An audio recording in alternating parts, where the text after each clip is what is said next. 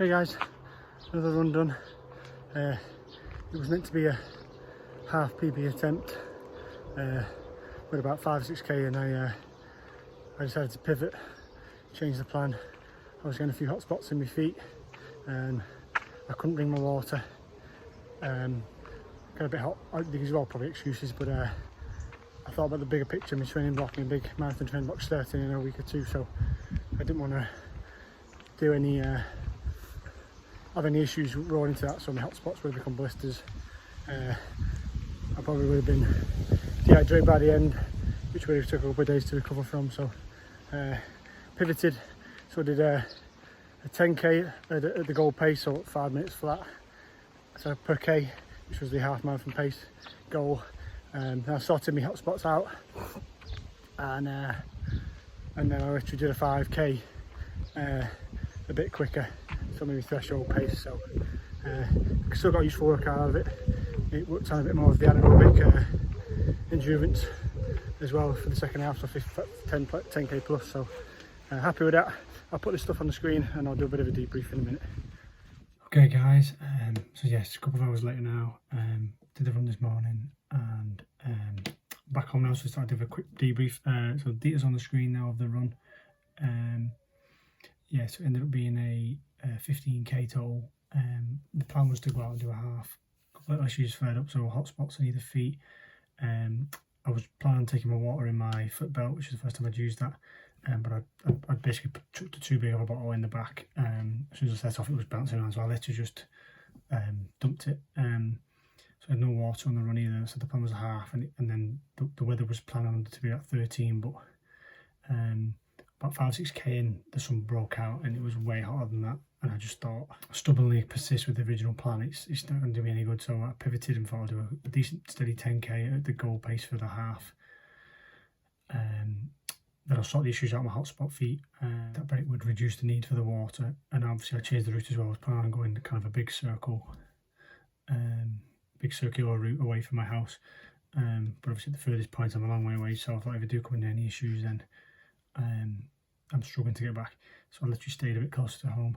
I'm glad I did. I said the workout ended up being decent in the end, and it was just a different type of workout, which is maybe come up with this vlog basically. So it ended up being a steady 10k, and then I did a bit of threshold work on the 5k. So obviously some people, especially new runners, they might hear these terms like what's threshold, etc. So I thought I'd just cover a bit of the groundwork in terms of helping other people understand what threshold is, and it might be able to be useful. Might become useful in your training. If not, it's not a bad thing to know about. It can help you to understand if your training is too much, too little, etc. But yeah, so just quickly, just to go over the today's run. So these are the runs on the screen. Like I said, I did a 10k at steady pace, did a 5k at threshold, well, just above that, well, quite a bit above threshold pace. Didn't go too fast. So yeah, my splits were fairly even. I was pretty happy with the way I ran. I'm getting better at having at running on feel. That's just extra practice. It just comes with practice. Running at different paces, you get to kind of roughly feel within a couple of seconds of what pace you're running at without having to constantly check my watch.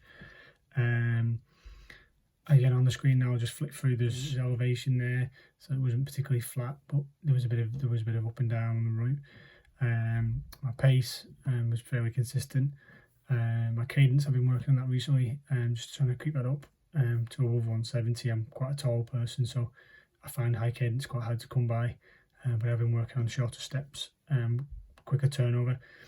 Now going to heart rate, that for me seems a bit high, so I was running at 5k flat, and then maybe mid 450s, maybe low, maybe 450 exactly,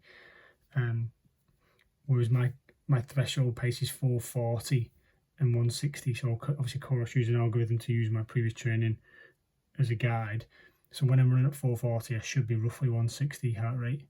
I was running slower than that, significantly 450 plus, and yet my average was 166. So again, a higher heart rate can indicate overtraining, or maybe illness coming up, or but basically it's the fact that the body's working harder than it should be at that pace. So again, that's another reason why I'm kind of glad I just basically altered the training plan. So the basics of a threshold, there's obviously different ways of working out. For most people, threshold is a pace you can hold for about an hour. So it depends if you're a 60-minute 10K, so you run 6-minute Ks, or as your average, then your threshold would be your 10K pace. For other people, obviously, you run a lot faster than 1 hour for a 10K. Then it's basically your hourly pace. So for me at the minute, I run a 10K in under 50 minutes. So at the minute, my 10K PB is 4:48 per K, but my hour would be obviously slightly quicker than that because I couldn't hold that pace for longer. A couple of ways of working it out. One of the best websites is the VDOT calculator. I'll put details on the screen now. But basically, this website, you can basically input a goal race, and then it'll produce a goal time, and then it'll basically predict what pace you'll need to do that. But also what I do is I put in my current PB. So you put your 5K in, for example, on your current PB, and then that tells you what your threshold would be. Yes, it's quite easy to work out. It's basically just a pace you can hold for an hour. If you don't got a way of figuring it out, so basically it's very easy. It's the hour of pace. So if you want a baseline, basically just go for a run, but you need to run for 1 hour, and at the end of that hour you need to basically be done, and then you see basically what your average pace was over that hour. An easier way is using this online website. Basically just predicts it for you. Another way, I have a Coros watch, the Coros Apex Pro, but again, I think any Coros watch has these algorithms, and basically then they've got an algorithm where, again, going off the heart rate data and my workout data, it predicts. So again, I'll put it on the screen now. It predicts currently my threshold pace is 440 per K, or 160 beats a minute. So that's my threshold.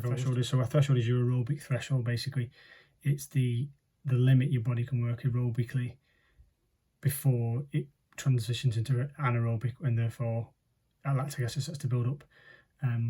So basically the basic way of explaining it to you is aerobic threshold is where your body's working aerobically. So it's a state where, again, you can hold it for a longer period of time. So your lungs are okay, your heart's okay, blood and oxygen is getting around your body, especially to your legs, and it's a pace you can hold. So like I say, longer distances, so marathons, half marathons and longer, are generally aerobic events, because you have to run at an aerobic state in order to be able to get to the end, because it's such a long period of time.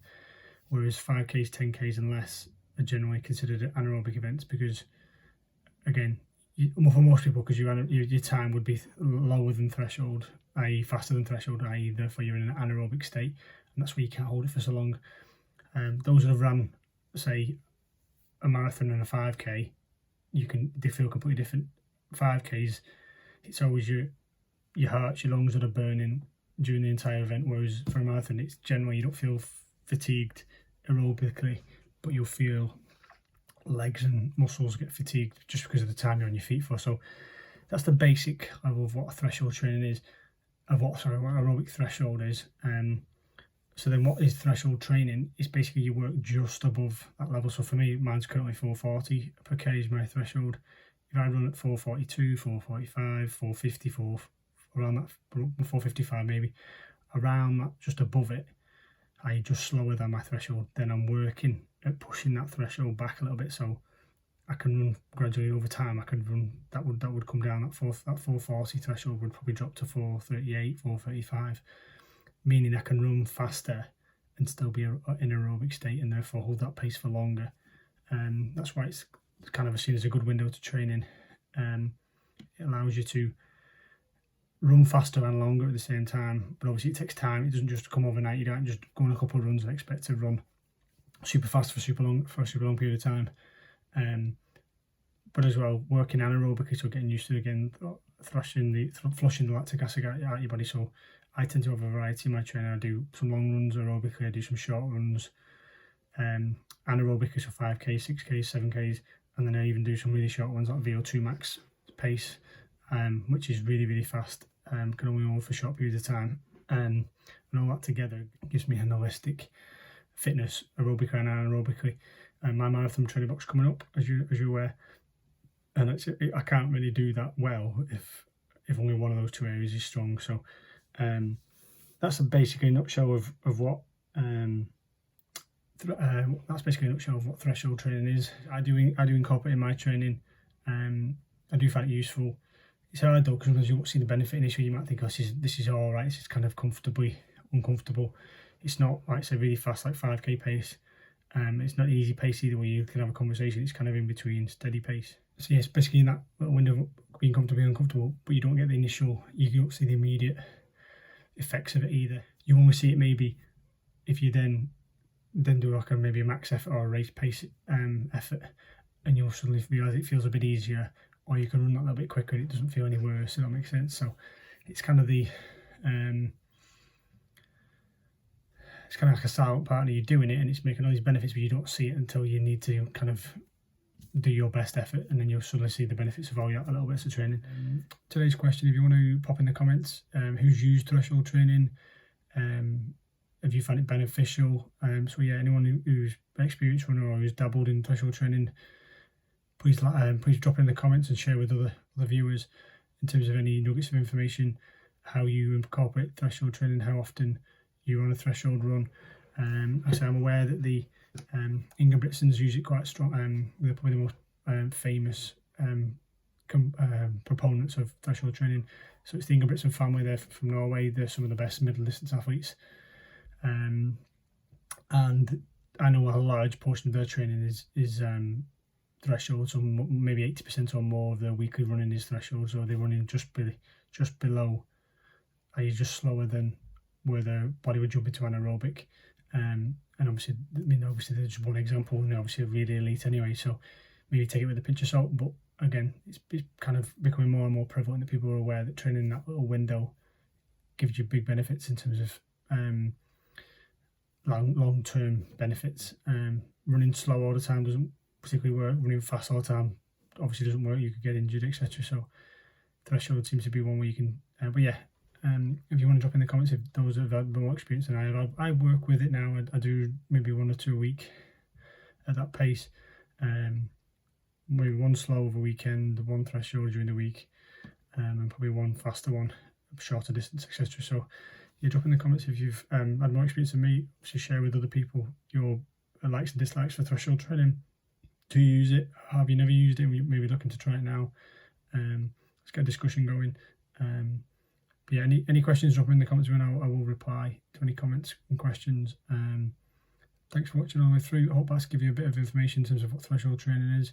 Like I said, I'm starting to see the benefits now. I've incorporated it more recently, and I can see that my fitness is improving, my times are slowly tumbling down. So I will continue to use it. Thanks for watching all the way to the end. Like and subscribe if you haven't already. Does really help the channel. And I will see you in the next vlog. Thanks a lot. Bye.